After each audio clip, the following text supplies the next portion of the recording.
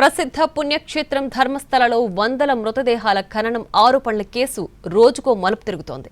మృతదేహాలను తానే పూడ్చిపెట్టానని పోలీసులకు ఫిర్యాదు చేసిన ఒకప్పటి పారిశుద్ధ్య కార్మికుడు భీమాను సిట్ అధికారులు అరెస్ట్ చేశారు.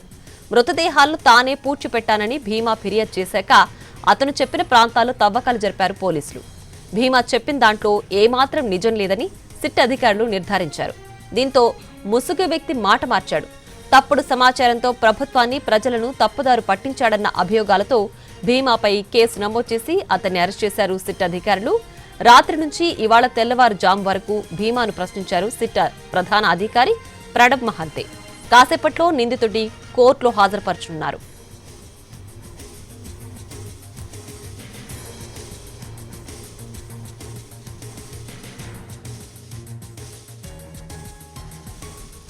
ప్రసిద్ధ పుణ్యక్షేత్రం ధర్మస్థలలో వందల మృతదేహాల ఖననం ఆరోపణల కేసు రోజుకో మలుపు తిరుగుతోంది.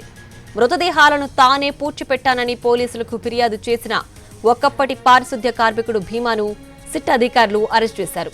మృతదేహాలను తానే పూడ్చిపెట్టానని భీమా ఫిర్యాదు చేశాక అతను చెప్పిన ప్రాంతాల్లో తవ్వకాలు జరిపారు పోలీసులు.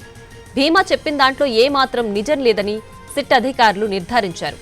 దీంతో ముసుగు వ్యక్తి మాట మార్చాడు.